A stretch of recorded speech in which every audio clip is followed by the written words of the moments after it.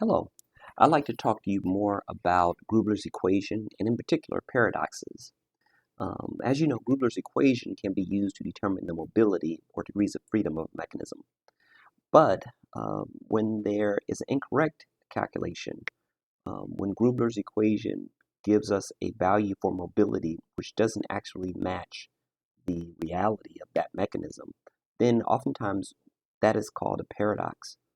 Um, and we have to go in and make a change to the mechanism, something that won't change the actual motion of the mechanism, but will allow the correct calculation of its degrees of freedom using Gruebler's.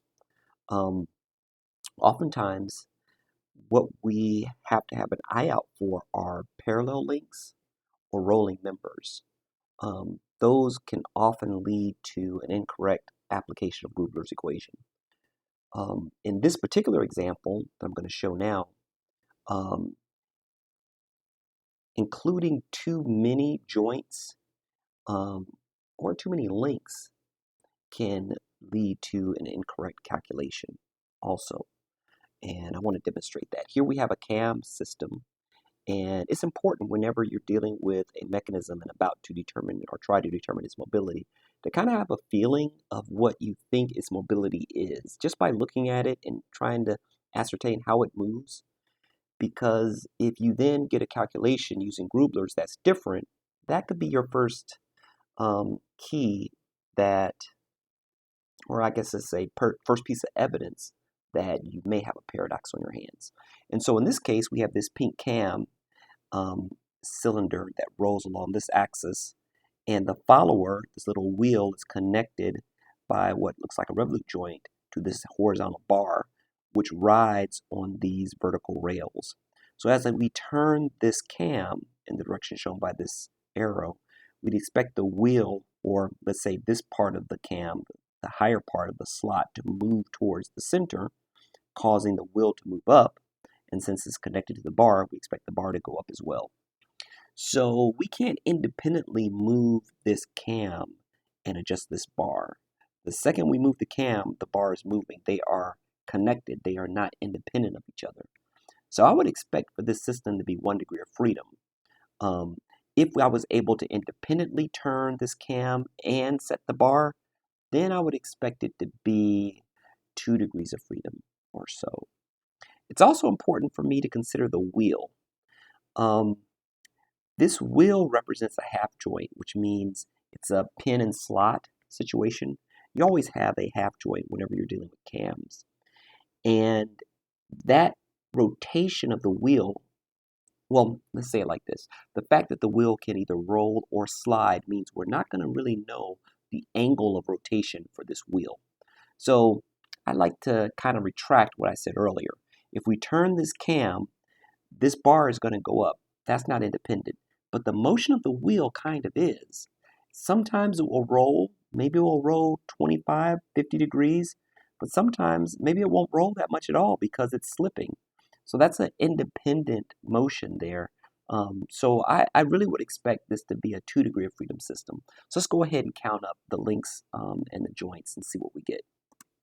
So ground, link 1, link 2 is the cam, link 3 is the bar, and link 4 is the wheel. Now we're ready to count joints. Joints 1 and 2 are the revolute joints at the top and at the bottom. And that's 2 joints, 2 full joints. And then we have a prismatic joint at either side where the horizontal bar slides on these vertical members. And so now we have 4 full joints. A fifth full joint where the wheel rolls on the bar, and a half joint where the wheel meets the slot.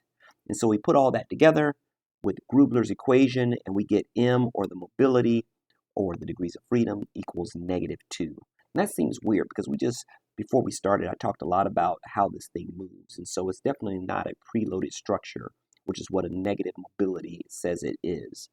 So what have we done wrong here? Well, one thing we did incorrectly is we counted 2 full joints, 2 revolute joints, one at the bottom and one at the top. while these are revolute joints, they are full joints, we don't need two of them. Only one of them is necessary. The one at the bottom here is just for stability. It doesn't change the motion of the mechanism. So we'll get rid of one of those, reducing our full joints from, let me get my little laser pointer here, reducing our full joints from 5 to 4. And again, on the left and the right, we don't need two sliders here. One is sufficient. If we get rid of this part and this bar here, the mechanism still works. It's not as stable, but the motion isn't changed. And so we can get rid of one of those prismatic joints. So we go from 5 to 4 when we get rid of the second revolute, and down to 3 when we get rid of the second slider, making our system 2 degrees of freedom. And again, that's what we expected when we first started. We turn this cam, the bar will go up, but the wheel's orientation we won't be sure of. Now, if we really truly wanted to get 1 degree of freedom out of this mechanism using Grueblers, what we could do is weld this roller to the cross member. If we do that, we eliminate one link because the roller then becomes a part of the cross member, and we also eliminate the full joint where the roller was initially connected to the cross member. In that case, we get rid of one link and we get rid of another full joint, making our degrees of freedom 1. And that's what I think I said when I first started, right? So a 1 degree of freedom system. But of course, by welding this roller to the bar, we're going to really increase wear in this slot. Okay, so now perhaps the degrees of freedom is what we initially expected, but we're going to have increased wear. So let's go to a second example. Here we have a helical joint. I'm going to demonstrate how this only introduces one independent motion. So when a screw turns, the nut moves a predetermined amount. Just one independent motion is introduced. And so even though we have two motions happening, right, the turning of the screw and the sliding or translation of the nut, they are not independent of each other. In other words, we can't rotate the screw some amount and then move the nut in some different manner, right? They move together always. They are dependent on one another. So only the relative translation between the screw and the nut are considered. So we could model the helical joint as a slider. So here we have this sliding direction, and we have this sliding link. And that's a great way to model a helical joint if, for example, we're sketching a mechanism that includes a helical joint. So the slider can become the driver in our degree of freedom analysis. So oftentimes you'll think that, well, when we have a helical joint, the actual driver is the rotation of the screw, but you could also think of it as just the sliding of the nut. So here is an example that includes a helical joint. We have a handle here that turns, and as it turns, this nut moves back and forth. And as that nut moves to, let's say, this side, this cross member becomes more vertical, this cross member becomes more vertical, and the table rises, right? And so I'd expect this to be a 1 degree of freedom system because we can't independently turn this handle and then change the height of the table to something different. For example, if we move this nut in this direction, the table's got to go up. It cannot come down. So there's only one result that can happen. Knowing the location of this nut is enough to completely determine the location and the orientation of all the parts of the mechanism. So let's go ahead and count. One link, our ground link, our nut, second link, our first cross member, our second cross member, and our tabletop. So we have 5 links. Let's go ahead and look at our joints.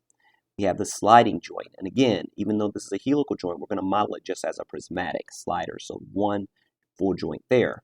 A second full joint where the nut meets the first cross member. Then we have 2 joints, 2 full joints, revolute, where the first cross member meets the second, and the second cross member meets the ground, and a 5th full joint, revolute, where the first cross member meets the tabletop. And of course our half joint, another pin and slot. And so we count all of that up using our helical as a driver. We have 5 links, 5 full joints, 1 half joint, and degree of freedom equal to 1, just as we expected. Thank you for watching.